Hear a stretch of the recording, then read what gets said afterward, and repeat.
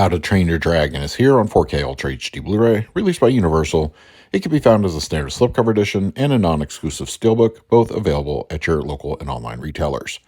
I'm understandably wary when it comes to live-action remakes of animated films, but to be fair, this is mostly aimed at Disney in particular. It's not a bad movie, it follows most of the beats from the animated version.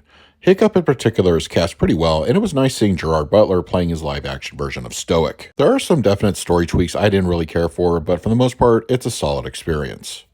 How to Train Your Dragon on 4K Ultra HD Blu-ray has aspect ratios of 239:1 and 190:1 for IMAX scenes. It was finished at a 4K digital intermediate, and it supports both HDR10 and Dolby Vision. For a list of equipment that I used for this review, please look at the video description. Finished at a 4K DI, the live-action How to Train Your Dragon has a very pleasing look on the format. Of course, the image is exceptionally clean and blemish-free from start to finish. There's a slight layer of artificial grain presented here, which tends to give the picture a more filmic presentation.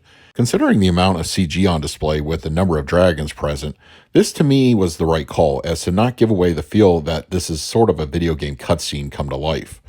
Textures show marvelous depth, especially with the live-action elements. Close-ups of facial features, practical set pieces, and locations all look really good and offer very nice detail.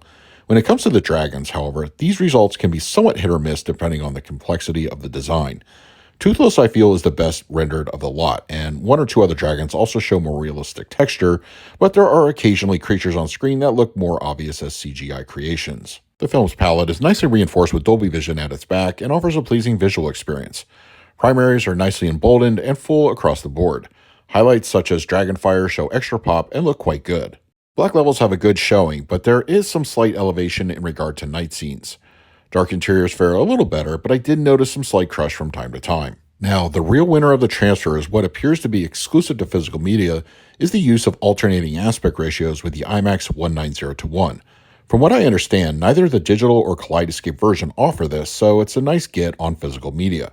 I have to say, this is one of the more impressive IMAX experiences at home I've seen on the format. Of course, many of the IMAX scenes revolve around the dragon sequences, but I was absolutely floored when watching on my 110-inch projection screen just how much opened up visually. When Hiccup is first learning to fly with Toothless, honestly, it's some of the coolest stuff to watch in IMAX. The back half of the film, especially the third act, really give the experience that much more with the expanded aspect ratio. How to Train Your Dragon on 4K Ultra HD Blu-ray supports a Dolby Atmos audio mix, which folds down to a Dolby True HD 7.1. There's also international options available. The film's Dolby Atmos mix is a rather robust and very energetic track that home theater fans will no doubt enjoy immensely. The film's sound design is tailor-made for Atmos setups, and the wide variety of audio cues in all channels are very immersive. Height activity, of course, utilizes flying effectively and is what you'd expect sound-wise. From the early training with the would-be dragon slayers to the amount of flight, it's got more than enough to keep you satisfied. There is some solid dynamic range up there with free-moving objects circling the room. Both the mid-level and rear speakers also get their due and are equally impressive as far as immersive elements are concerned. Action sequences get the lion's share of activity, but also some of the more ambient and atmospheric audio cues show their worth. Dialogue is clean from start to finish with no issues during the film's runtime. The low end packs quite a punch and offers some heft in its overall delivery.